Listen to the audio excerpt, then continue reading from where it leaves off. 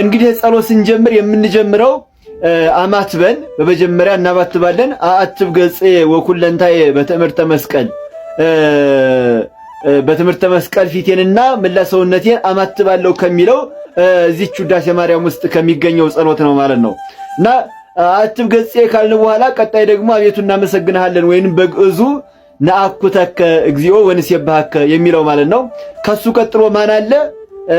አባታችን ሆይ ወይንም በግዕዙ አቡነ ዘበሰማያት፣ እንደዚሁም እመቤታችን ማርያም ሆይ በቅዱስ ገብርኤል ሰላምታ ሰላም እንልሻለን የሚለው አለ። እንግዲህ እነዚህ ተከታታይ የምንጸልያቸው ነው፣ በመደዳ የምንጸልያቸው። ከዚህ ቀጥሎ ግን በውዳሴ ማርያም ላይ አሁን የምናገኘው ጸሎተ ሃይማኖት ወይንም በአማርኛው ደግሞ የሃይማኖት ጸሎት ሁሉም በፈጠረ በእግዚአብሔር እናምናለን የሚለው ማለት ነው። ነገር ግን እዚህ ጋር ይሄ የሃይማኖት ጸሎት ወይንም በግዕዙ ጸሎተ ሃይማኖት እዚህ ጋር አይጸለይም። ልክ በሰላመ ቅዱስ ገብርኤልን እንዳለፍን ቀጥታ ነው የምንሄደው። ጸሎተ ሃይማኖትን ዘለን ቅዱስ ቅዱስንም እንደዚሁ ዘለን እሰግድን ዘለን የምንሄደው የጋው ነው ስብሐት ለአብ የሚለው ነው። እዚህ ጋር ስርቆት የምንችል ከሆነ ማስረቅ እንችላለን፣ ይሄ ሌሊት የሚወጣበት ምናምን ማለት ነው። እና ካልቻልን ግን ቀጥታ ስብሐት እንላለን ማለት ነው። ስብሐት ለአብ፣ ስብሐት ለወልድ፣ ስብሐት ለመንፈስ ቅዱስ። እንግዲህ ስብሐት ለአብ፣ ስብሐት ለወልድ፣ ስብሐት ለመንፈስ ቅዱስ የሚለውን ስንት ጊዜ ነው የምንለው ካልን 3 ጊዜ ነው የሚባለው። 3 ጊዜ መጽሐፉም ያው ይሰራው ይመስለኛል። 3 ጊዜ እንልና ከዚያም በኋላ እንጨርሳለን ስብሐትን። መጨረሻ ላይ ምንድነው የሚለው ያለው ስብሐት ላይ ነሃብሎቱ ስብሐተ ወአኮቴተ ለእግዚአብሔር ልዑል ወለወላዲቱ ድንግል ወለመስቀሉ ክቡር ይተአኩቱ ይሰባ ስሙ ለእግዚአብሔር ወትረ በኩሉ ጊዜ ወበኩሉ ሰዓት ካልን በኋላ እዚህ ጋር ጸሎት እናደርጋለን። በየጊዜው በየሰዓቱ ጠባቂ መልአክ ታዳጊ ሰማይ ጥናት ተሰጣኝ። እናንተ የታያችሁን እንግዲህ አባቶች እንደዚህ ነው የሚሉት ብዙ ጊዜና እናንተ የምትለምኑትን ልመና ለምናችሁ ጸሎት ታደርጋላችሁ ማለት ነው። ጸሎት ማለት ታሳርጋላችሁ። አሁን እንግዲህ ታሳርጋላችሁ ባልኩ ቁጥር እንድትረዱኝ ታሳርጋላችሁ ማለት አባታችን ሆይ የሚለውን ጸሎት እያስገባችሁ ትጸልያላችሁ ማለት ነው፣ ለመረዳዳት እንዲያመቸን። ከዚህ ቀጥሎ እንግዲህ እዚች ውዳሴ ማርያም ላይ ምንድነው ያለው ጸሎት? ሰላም ለኪ የምትለዋ ናት። በዚሁ አጋጣሚ ሰላም ለኪ የጋው ነው የምትገኘው እያላችሁ ብዙዎቻችሁ ጠይቃችሁ የነበረ እዚያ በቲክቶክ አካውንቴ ሰላም ለኪ የምትገኘው ከስብሐት ቀጥሎ ነው። ጸሎተ እግዝእትነ ማርያም እንደዚሁ ማለት ነው።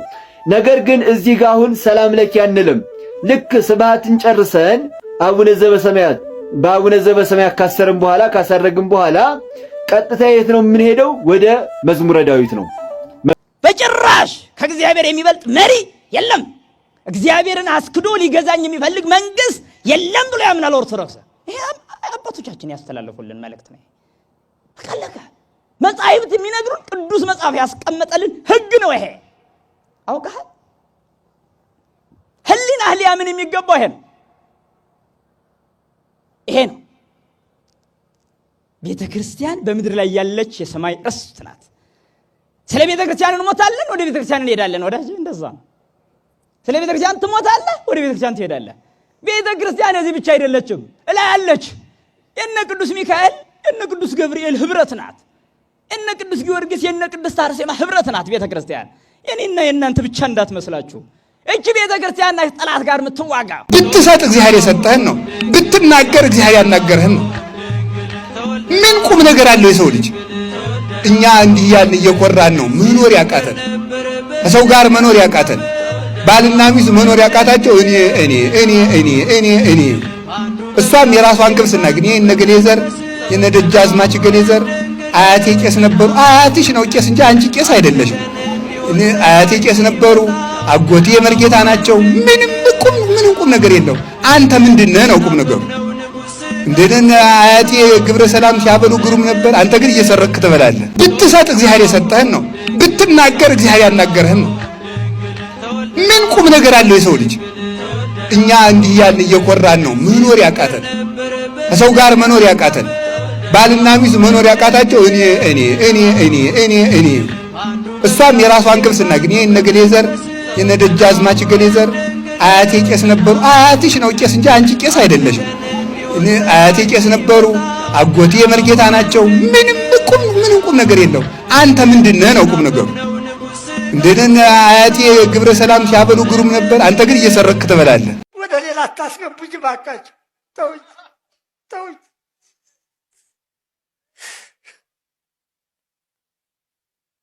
ሁላችሁ ወደ እግዚአብሔር ጩሁ። ነግሬያለሁ።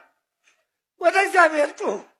ኃይል አለኝ ብሎ መመካት አያዋጣም፣ የትም አያደርስም። ኃይል የእግዚአብሔር ነው። ምሽግ አያዋጣ፣ መሳሪያ አያዋጣ። ማመን በእግዚአብሔር በኃያሉ እግዚአብሔር ብቻ ነው። ክርስቲያኖች በእግዚአብሔር እንደ ልማዳችን የምንመካው በእግዚአብሔር ነው። ከእግዚአብሔር ውጭ መመኪያ የለንም። እኛ መድፍ ጭኖ የመጣውን ነው በውዥግራ በናስ ማሰር ጠስጥዘው አባቶቻችን በጸሎት ነዝንዘው ድራሹን ያጠፉት። መግባቢያ እንጂ የምንጣላበት አይደለም። ቋንቋ ገባችሁ? የክርስቲያን ደም የሚፈስባት አይደለችም ኢትዮጵያ።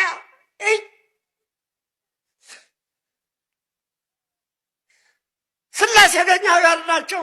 የስላሴ ልጆች ናቸው ሁላችሁ። እግዚአብሔር እናንተን የሚያጌጣችሁ ያድሳችሁ።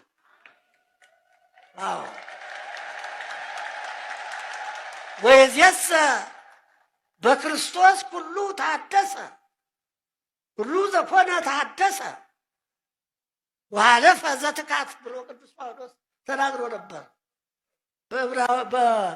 በሁለተኛ ቆሮንቶስ መልእክቱ ምዕራፍ 5 ቁጥር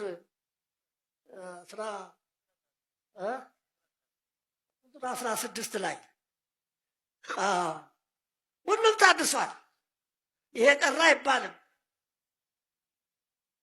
ጥበበኛው ሲራክ ብዙ ደክመውበታል።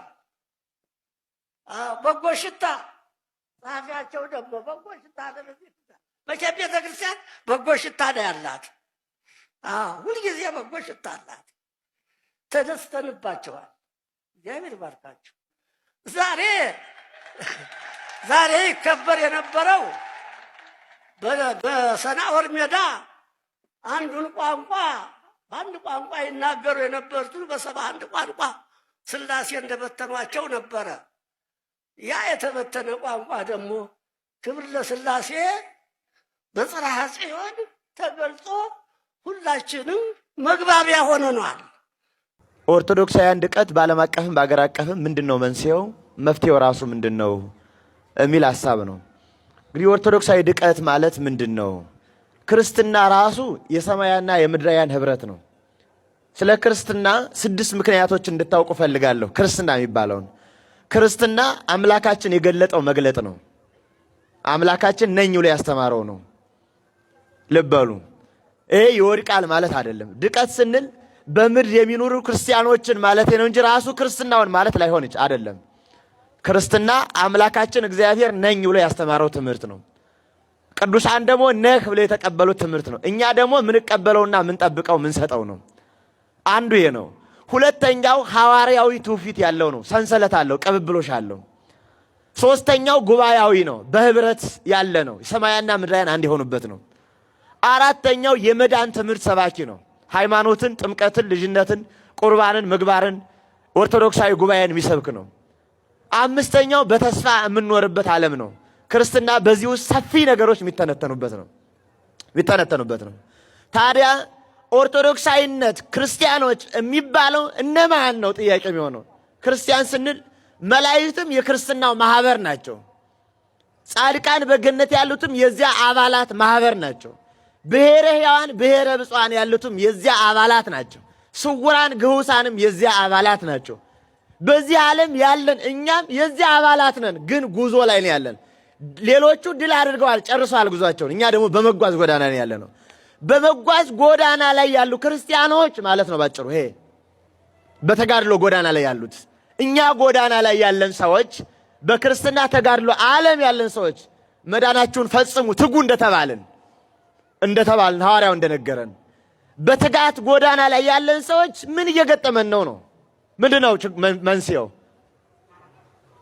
ዓለም አቀፉን ለማውራት ጊዜ ስለሚወስድብን ሀገራችን ትንሽ ማውራት ይጠይቀናል። ኦርቶዶክሳዊት ቤተክርስቲያናችን በ5000 ዓመት ውስጥ የጉዞ ታሪክ ታስታውሳለች። 2000 ዓመት ሕገ ልቡናን፣ 1000 ዓመት ሕገ ወሪትን፣ 2000 ዓመት ሕገ ወንጌልን። በጥቅል 5000 ዓመት ንጥር ብጥር ያለ የኑሮ ታሪክ አላት። ብዙ ልምድ አላት። የማስተዳደር ብቃትና ልምድ አላት። ሚሊዮን ክርስቲያኖች አሏት። ስርዓት አላት። መዋቅር አላት። የመሪነት ልምድ አላት። ለብዙ ዓመት እንደ ትምህርት ሚኒስተር ሆና አገልግላለች። ለብዙ ዓመት እንደ ባህል ሚኒስተር ሆና አገልግላለች። ለብዙ ዓመት ሀገረ መንግስትን ገንብታ ቀርጻ ሰጥታለች። ለብዙ ዓመት ህገ መንግስትን ቀርጻለች። ይሄ የታወቀ ነው ቤተክርስቲያን። ይሄ የሆነችበትን ዘመን ስናስብ እማታፍርበት ሀገራችን በዓለም አቀፍ እንደ ፀሐይ የምታበራበት አንቱ የሚያሰኛት ስርዓቷ ነው። ይሄ የታወቀ የቤተክርስቲያን ልዕልና ነው። በእንዲህና በመሳሰለው በእንዲህ አይነት መልኩ 16ኛው መቶ ክፍለ ዘመን ሲደርስ የቤተክርስቲያን መከራ የደረሰው ድቀት የደረሰው 1557 ዓመት ጀምሮ ነው። በዋናነት 1557 ማለት ሮም ቫቲካን ላይ በግዕዝና በአማርኛ ኮሌጅ ተከፍቶ ስልጠና የተጀመረበት ሚስዮናውያን መላክ የጀመሩበት ዘመን ነው። ከዚያ ሚሽን ጀምሮ በተለያየ መንገድ ቤተክርስቲያን ስትቀጠቀጥ ነው የኖረችው። ያንን ዝርዝር ለመናገር ጊዜ ያጥረኛል። በጣም ሰዓቱም ይሄዳል። ሰፊ ሰዓት ማሰቢያ ይጠይቃል። እናንተም በእንዲያ ሂደት ውስጥ በብዙ መከራዎች እያለፈች 18ኛው ክፍለ ዘመን መጨረሻ አካባቢ ስደርስ ታስታውሳላችሁ።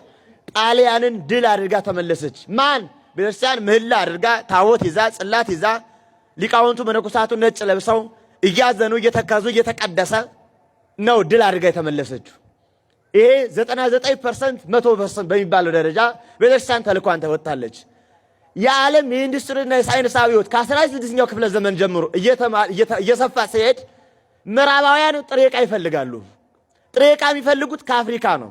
ደግሞ ምርት ማሰራጨት ይፈልጋሉ። ማሰራጨት የሚፈልጉትና ተረፈ ምርት መጣል የሚፈልጉት ደግሞ ወደ አፍሪካ ነው፣ ወደ ደሃው ሀገር ወይም እነሱ ወደሚፈልጉት። ያንን ለማድረግ ተልቆ ዓለምን ይሄ አፍሪካውን ምድር ሲቀራመጡ ጣሊያን ኢትዮጵያ መቀራመጥ ጀመረች። ያ እንዳይሆን ኢትዮጵያ መለሰቻት። ከዚያ ቀን ጀምሮ በአፍሪካ መካከል ጥሬ ዕቃም እንዳንወስድ እንዳናሰራጭም ተረፈ ምርት እንዳንጥልም ምክንያት የምትሆነን ይህች ናት የሚል ቂም ውስጥ ገባች። ቤተክርስቲያናችን ቂም ውስጥ ገባ፣ ጥርስ ተነከሰባት። ከዚያ ተነስቶ ነው እንግዲህ ሶስቱን የጠላት መንገዶች የተመሰረቱ። አንደኛው ዘውዳዊ ስርዓት፣ ሁለተኛው ኦርቶዶክሳዊት ቤተክርስቲያን፣ ሶስተኛው ኦርቶዶክሱ ማህበረሰብ። ሶስቱም የመርገም ጨርቅ እንዲሆኑ፣ ሀገር ሰርተው እንዲሳደዱ፣ በሰሩት ታሪክ ላይ እንዲጠሉ፣ ወራሪ ዘራፊ እንዲሆኑ፣ ሀገረ መንግስት በገነቡት የለችውም እንዲባሉ፣ በጎ ያደረጉት ወረታቸው ወርቅ ላበደረ ጠጠር፣ እህል ላበደረ አፈር እንዲከፈላቸው ተደረገ። ይህን ለማወቅ በጥቂት ጊዜ ንጉሱ ታንቀው ገደሉ። ፓትርያርኩ ተረሽነው ሞቱ። ቤተ ክርስቲያንም ትቅደም እየተባለ እንዲያው የኋላ ጎታች ሆና እንድትሳል ሆነች። ኦርቶዶክሳውያንም በያሉበት ሲሞቱ ዓለም የማይጮህላቸው ሆኑ። ቤተ ክርስቲያን ኦርቶዶክሳዊ ቤተ ክርስቲያን እንደ ጥላቻ የገባችበት ምክንያት ዓለም የሚያስበው ሐሳብ አለ። ይሄ አዲሱ ስርዓት ዓለም ኒው ወርልድ ኦርደር የሚባለው ወይም አዲሱ የዓለም ስርዓት ስርጭት፣ ቅንብር፣ አውታረ መረብ የሚያስበው ስርዓት አለ። በዓለም ላይ እግዚአብሔር አልባ ዓለም ለመፍጠር፣ ቀኖና አልባ ዓለም ለመፍጠር፣ ዶግማ አልባ ዓለም ለመፍጠር፣ ታሪክ አልባ ዓለም ለመፍጠር፣ ተገዥና ተነጅ ዓለም ለመፍጠር ዶግማ፣ ቀኖና፣ እውነት፣ ታሪክ ቅዳሴ የማያስቀድስ የልደት ቀን ችግር ካልገጠመው ደዌና ህመም ካልያዘው በስተቀረ ቅዳሴ የማያስቀድስ የኦርቶዶክስ ምእመን በዕለተ ልደት፣ በገና ቀን፣ በበዓላት ሁሉ ንጉስ፣ በውጭም ሀገር በአሜሪካ፣ በውጭም ሀገር በአውሮፓ፣ በውጭ ሀገር በአፍሪካ፣ በውጭ ሀገር በአረብ ሀገራት፣ በውጭ ሀገር በአውስትራሊያ የምትችሉ በኤዥያ የምትችሉ ከሆናችሁ ሁላችሁም ሄዳችሁ በቤተ መቅደሱ ታስቀድሳላችሁ። ደዌ ከአቅም በላይ የሆነ ምክንያት ካልከለከለው በስተቀር በኢትዮጵያም ቅድስት ሀገር የበዓላት ንጉስ ነው። ሌሊቱን በቅዳሴው ቀድሞ በማህሌቱ ከዛም በቅዳሴው ተሳትፋችሁ ያን የጌታ ልደት ልክ ቅዳሴው ከተወጣ በኋላ እንኳን አደረሰ ብላችሁ ሌሊቱን ነው በዓሉን በደስታ የምታከብሩት። ይሄ መልእክቴ ነው። አለዛ የኢትዮጵያ ቤተክርስቲያን ስርዓቷ እየጠፋ እናንተም እየጠፋችሁ ዘመኑ እየበላችሁ ዘመኑ እያደቀቃችሁ ከአባቶች መስመር ትወጣላችሁ። እውነተኛው መንገድ ተከትለን ብንሄድ በረከት እናገኛለን። የተሰመረውን ድንበር አታፍርስ ይላል ሶሎሞን። ስለዚህ የአባቶቻችንን ስርዓት የእናቶቻችንን ስርዓት ዛሬ እናምጣው። በዚህ መንገድ ከሆነ የእግዚአብሔር በረከት ተካፋዮች ናችሁ። ከዚህ ውጭ ግን ከሆነ የስሜት ተካፋዮች ናችሁ፣ የእግዚአብሔር ሕግ ሳይሆን። ስለዚህ ይሄ ነው። በተለይ አሁን ጋዱን ጾም ሁላችሁም እንደው በተለያየ ምክንያት እንኳን ያልጾመ ሰው ቢኖር እሱንም ያስባል፣ እንዳቅሙ ያስባል። ምክንያቱም አሁንስ ይላል እግዚአብሔር አይደል ያለው ያ ከ12ቱ ደቂቅ ነቢያት አንዱ ኢዩኤል አሁንስ ይላል እግዚአብሔር። ቃሉ እንደውም አሁንስ ይላል እግዚአብሔር። በቃ ደጋግሞ ነገረን እኮ ክርስቲያኖች። አሁንስ ነው የሚለው ኢዩኤል። አሁንስ ይላል እግዚአብሔር በፍጹም ልባችሁ በጾም በለቅሶና በዋይታ ወደ እኔ ተመለሱ ይላል እግዚአብሔር። 1 በፍጹም ልባችሁ፣ 2 በጾም፣ 3 በለቅሶ፣ 4 በዋይታ። እነዚህ አሉ በጾማችን፣ እነዚህ አሉ። የደላን ሰዎች ነን እኛ፣ የደላን ሰዎች አይደለም። ብዙ መከራ ብዙ ቃይ ያለብን ሰዎች ነን። ልባችሁን ነው እንጂ ልብሳችሁ እንድትቀዱ አልፈልግም ይላል። የተሰበረ መስዋዕት ለእግዚአብሔር መስዋዕቱ ነው ይላል ልበ አምላክ ዳዊት በመዝሙር 50 መጨረሻ ላይ ስትመለከቱ። የተሰወረ መናን ሰጠዋለሁ ያለው እኮ ቅዳሴ ላይ ነው። ያን ደግሞ የገና በዓል ስናከብር እነዚህን አጽዋማት አሁን ኢዩኤል በሚለን መልክ አስበን ነው። እግዚአብሔር ቁጣው የዘገየ ነው፣ ምሕረቱ የፈጠነ ነው። አሁን ያለንበት ይህንን ጋዱን ስናስብ በተለይ እኔ በዚሁ አጠቃላይ በጾሙ ወቅት ውስጥ እነዚህን ነው ልናስባቸው የሚገባው። ምክንያቱም እግዚአብሔር የሚመለስና የሚጸጸት እንደሆነ ለአምላካችሁም ለእግዚአብሔር መስዋዕታችሁን አምጡ ይላል፣ ቁርባናችሁን አምጡ ይላል። ኢዩኤል 2:12 ጀምሮ ስታነቡት መስዋዕታችሁን የት ነው ይዛችሁ የምትሄዱት? ዘቢቡን መቼ ነው ይዛችሁ የምትሄዱት? ዕጣኑን መቼ ነው ይዛችሁ የምትሄዱት? ጧፉን መቼ ነው ይዛችሁ የምትሄዱት? ስለዚህ አጽዋማቱንም ስናስባቸው እግዚአብሔር እንደነገረን 1 በፍጹም ልብ፣ 2 በጾም፣ 3 በለቅሶ፣ 4 በዋይታ ወደ እኔ ተመለሱ ስለሚል እስቲ ስለ ሀገራችን እናስብ። በየዕለቱ ስለሚታረዱት ኦርቶዶክስ ላይ ነው አለ መከራ የበዛው። አንገታችን ላይ ሰይፍ የተቃጣብን በአብዛኛው እኛ አይደለንም። ቤተ መቅደሳችን የሚቃጥለው እኛ አይደለም። ህብረታችን ፍቅራችን የላላ እኛ አይደለንም። ስለዚህ እንመለስ እስቲ፣ እናልቅስ እስቲ። ምእመኑ ብቻ አይደለም ካህኑም ያልቅስ ነው የሚለው። በጽዮን መለከትን ንፉ ይላል፣ በመቅደሱ ነው። በጽዮን መለከትን ንፉ፣ ጾምንም ቀድሱ፣ ጉባኤውንም አውጁ። አሁን ቅዱስ ሲኖዶስ እንደዚህ አይነት መከራ ሲመጣ ምን ሲከሰት ሁልጊዜ ወዲያው ከዚህ እስከዚህ ጾም፣ ከዚህ እስከዚህ ጸሎት፣ አዋጅ ከአንድ ህግ ይወጽም ጽዮን ነው። ከዛ እየወጣ መነገር አለበት። ያለንበት ዘመን እኮ የሚጠይቀው ጾምና ጸሎት ለቅሶን ይጠይቃል። ወደ እግዚአብሔር መመለስን ይጠይቃል። ህዝቡን አከማቹ። ለምን? ለጾም አከማቹ። ለምን? ለዋይታ አከማቹ። ለምን? ለለቅሶ አከማቹ። ለምን? በፍጹም ልብ ወደ እግዚአብሔር እንዲመለስ። ማህበሩንም ቀድሱ። ወደ እግዚአብሔር ይምጣ። ሽማግሌዎቻችሁን ሰብስቡ። ህፃናቱ ጡት የሚጠቡትን አከማቹ። ሙሽራው ከእልፍኙ ሙሽራይቱም ከጫጉላዋ ይውጡ። ከመከራ እንድትወጡ፣ ከሰይፍ እንድታመልጡ፣ ከሚመጣው መከራ እንድንሰወር። ኦርቶዶክስ ላይ የመጣው መከራ ከባድ ነው።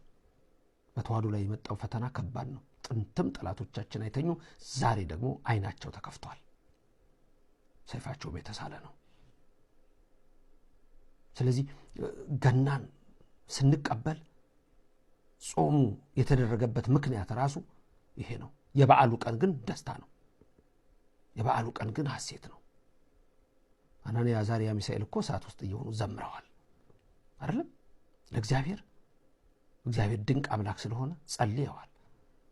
ስቡኒ ውእቱ ወልዑልኒ ውእቱ ለዓለም ብለውታል። ይትባረክ እግዚአብሔር አምላከ ቅዱሳን፣ አምላከ አብርሃም፣ አምላከ ይስሐቅ፣ አምላከ ያዕቆብ እያሉ በመከራ ውስጥ መከራን እያሰቡ እግዚአብሔርን ማመስገን ደግሞ አንዱ ትልቁ ገንዘብ ነው። ህዝቡን ቀድሱ፣ ህዝቡን አከማቹ፣ ጉባኤውን ቀድሱ፣ ሽማግሌውን አከማቹ። ሕፃናት ጡት የሚጠቡ ሳይቀሩ እንደነነዌ ሰዎች የነነዌ ሰዎች እኮ 3 ቀን ሙሉ ጡት የሚጠቡ ሕፃናት እንኳን ከብቶች ሳይቀሩ ጾመው እኮ ነው። ስለዚህ እግዚአብሔር የሚያዘን ይሄን ነው። የእግዚአብሔር አገልጋዮች ካህናት ከወለሉና ከመሰዊያው መካከል እያለቀሱ አቤቱ ለሕዝብህ ራራ፣ አሕዛብ እንዳይነቅፏቸው፣ ለሕዝብህ ራራ፣ አሕዛብ እንዳይነቅፏቸው፣ ርስትህን ለማላገጫ አሳልፈህ አትስጥ። አቤቱ አሕዛብ ሳቁብን፣ ከሃዲያን አላገጡብን። ይኸው ኢዩኤል ምዕራፍ 2 ላይ ስትመለከቱ ቁጥር 17 ይህን ነው የሚናገረው። ካህናቱ በወለሉ ሆነው ያልቅሱ፣ ዋይ ይበሉ፣ ይለምኑ። ሕዝብህን ለአሕዛብ መላገጫ አድርገህ ርስትህንም አትስጥ። ከአሕዛብ መካከል አምላካቸው ወዴት ነው ስለምን ይላሉ? የሰራዊት ጌታ እግዚአብሔር ሆይ አምላካቸው ወዴት ነው ለምን ይሉናል? ዛሬ እንደዛ ለምን ባለው? ኦርቶዶክስ ለሀገር እንቅፋት ነች። ኦርቶዶክስ ለልማት እንቅፋት ነች። ኦርቶዶክስ ለስልጣኔ እንቅፋት ነች። ኦርቶዶክስ ለሰይጣን እንቅፋት ነች። ስልጣኔማ ከማን ተምረህ ነው እንደምታወራው? ከማን አግኝተው ነው የምታወራው? ጽሑፉን ከማን አግኝተው ነው? ቅርሱን ከማን አግኝተው ነው? ሐውልቱን ከማን አግኝተው ነው? የቤተ መቅደሱ ስዕላት ከየት አግኝተው ነው? ሌላ ቦታ እኮ የእምነት ቤቶች እኮ በውስጣቸው ምንም የለም። እውነትን ስናይ አይደለም እነሱም አለ አይሉም። ምን አለ? በኦርቶዶክስ ቤተክርስቲያን ስትገባ ግን ስዕሉ ስትገቢ ገና ቅድስናው በመቅደሱ ነው። ቅድስናው በመቅደሱ የሞላ ነው። እግዚአብሔር በመቅደሱ ነው ያለው። ስለዚህ የገና ዕለት ወዴት ልትሄዱ ነው? በዚህ እንዲህ ባለ ሁኔታ ጾሙን አሳልፋችሁ የገና ዕለት ማክሰኞ አሁን አጠቃላይ በዋዜማው የሚችል ሁሉ የጋድን ጾም ጾሞ በመቅደሱ ተሰብስቦ አስቀድሶ እግዚአብሔር ይፍታ መባል አለበት። የሚችል ቆርቦ ያልቻለ ምክንያት የከለከለው አብቃኝ አድርሰኝ ብሎ የሚችል ሁሉ በቤተ መቅደሱ ሄዶ እግዚአብሔርን ይማጸናል። ይህች ቀን ምን ያህል የምታስፈራ ናት! ይህች ቀን ምን ያህል የምታስጨንቅ ናት! መንፈስ ቅዱስ ከሰማይ ሰማያት የሚወርድባት ይህንን ህብስቱን ይህን ደሙን የሚቀድስበት የሚያከብርበት የሚባለውን ያ ሰዓት ከመላእክት ጋር አብራችሁ ቆሙ። መላእክት በቅዳሴው ነው ያሉት። እልፍ አላፋት መላእክት ይነጠፋሉ። ሄዳችሁ አብራችሁ ስብሐት ለእግዚአብሔር በሉ፣ በመቅደሱ አስቀድሱ። ካህናትም ምእመናንም ይህን የተናገርኩትን ለሁሉም አድርሱልኝ። የሰማነውን በልቡናችን ያሳድር። ሁላችሁም ላይክና ሼር አድርጋችሁ ለሰው ሁሉ ይድረስ። እናንተንም እግዚአብሔር ይባርካችሁ። ስለዚህ ገና ልደት የበዓላት ሁሉ ንጉስ ገና የተባለውን አንድም ጌና በግሪኩ በዓል ማለት ነው፣ ታላቅ ማለት ነው። በእኛም ይሄው ነው። እንደነገርኳችሁ ምሳሌ አድርጌ ከቤት ዕቃ ከጋን ሁሉ ጀምሬ መነግራችሁ በደንብ እንዲገባችሁ ነው። ስለዚህ ይሄንን ትንሣኤን የመሳሰሉ እነዚህ ሁሉ በጣም ልታስቡባቸው የሚገቡ ናቸው። በሁሉም ነገር እግዚአብሔር የተመሰገነ ይሁን። የሰማነውን በልቡናችን ያሳድር፣ እንድንፈጽመውም ይርዳን። በመግባት በመውጣታችሁ የእግዚአብሔር ክንድ ጋሻ ይሁናችሁ፣ ቀኙ ከለላ ይሁናችሁ። እመብርሃን ድንግል ማርያም በቀኝ በግራ ትቁምላችሁ፣ ከፊት ትምራችሁ፣ ከኋላ ትከተላችሁ። በልቡናችን ከልጇ ጋር ነግሳ ለዘላለም ትኑር። አነሳስቶ ላስጀመረን አስጀምሮ ላስፈጸመን ኃያል አምላክ ክብርና ምስጋና ይግባው። በከብቶች በረት የተወለደ የኔና የናንተን ልቡናም አይጸየፍብን። በኃጢአት የቆሸሸውን ልቡና እሱ አንጽቶና ቀድሶ በውስጣችን ለዘላለም ከነናቱ ይኖርልን። አሜን። ልዑል እግዚአብሔር ይባርካችሁ፣ ፊቱንም ያብራላችሁ። በዚሁ የዛሬው ትምህርት ያበቃል። በሚቀጥለው ቀን ደግሞ እንድንገናኝ አምላክ ፈቃድ ይሁን። አዲስ የሆናችሁ ሰዎች ሰብስክራይብ እያደረጋችሁ በየዕለቱ የሚሰጠውን ትምህርት እንድትከታተሉ አደራላለሁ። ሰላም ሁኑልኝ። ጉነትና ቅንነት አይተነዋል፣ ወደነዋል። እስካሁን ፎሎ፣ ላይክ፣ ሼር ላደረጋችሁን ከልብ እናመሰግናለን። ያው ባለፈው አዶኒ ያቀረበልን ቻሌንጅ እንደተቀበለን ይታወሳል። ሆኖም እስካሁን የታሰበው ፎሎወር ላይ መድረስ አልቻለም። ቢሆንም ለኛ ያሳያችሁት ፍቅርና አክብሮት ትልቅ እንደሆነ አሳይታችኋል። ለዚህም ፖፑላር ኤሌክትሮኒክስ ከልብ ያመሰግናቸዋል። ስለዚህም እኛም ቻሌንጁ እንዲፈጸም ስለምንፈልግ እንዲሁም ብርታታችሁን ስላየ ቻሌንጁን ለ3 ቀን አራዝመነዋል። እናመሰግናለን። አማራ በኢትዮጵያ ጉዳይ ላይ ከዳር እስከ ዳር ዘምቶ ወታደር ሆኖ አገር አድኗል። ነፍጠኛ ይሉናል አይደል? እነሱ የሰደቡን ይመስላቸዋል። ነፍጠኛ እኮ ጠመንጃ አንጋች ማለት ነው፣ ሀገር ጠባቂ ማለት ነው አይደለም? ነፍጥ ጠመንጃ ነው አይደለም? ነፍጠኛ ደግሞ ጠመንጃውን ያነገሰው ሰው ማለት ነው። ታዲያ ምንድነው ችግሩ? በጎ ሰው ለኔ ምን መሰለህ 14 ሸሚዞች ይኖሩታል። ለቶሻል 10ሩን ሸሚዝ ለሌላ ሰው ይሰጣል። 10ሩን ሸሚዝ ቤቱ ያለው 14 ሸሚዝ እዛ አውጥቶ 10ሩን ሸሚዝ እንኳን ለሌለው ሰው መስጠት ይሄ ትልቅ ነገር ነው በእውነት። ሁላችንም እኔም እንኳን አላደረገውም ብለሽ ግን እንዲህ አይነት ሰው ነው ለኔ በጎ ሰው። ሳበላልጥ የሚሰጥ የለም የራሱን ነገሮች። እንዲህ አይነት ሰው በጣም ለኔ በጎ ሰው። ስራ ባልደረባም ይሁን ሌላም ሰው ነው ካስቀየምኩ በኋላ በጣም ጸጸት ነው የሚሰማኝ እና ማደር አልፈልግም። በድሎኝም ይሁን ሳይበድለኝ ይቅርታ ጠይቃለሁ። ይሄ በዚህ ታወቃለሁ። በጣም ጸጸት ውስጥ ነው። ለምንድን ነው የምሸከም? ለምንድን ነው ውሎዬን ማበላሸው? እሱን አስገብቼ ገብቶሻል። ይህንን ነገር ተናግሬ ያስቀየምኩት ብዬ ወይ ምናምን ለምን አእምሮዬ ይይዛል እና ይህን አልወደውም። ደግሞ አይወጣልኝም ካልጠየቅ በስተቀር። ካልጠየቅ በአካል ባላገኘው ደውላለሁ እና ይቅርታ ጠይቃለሁ።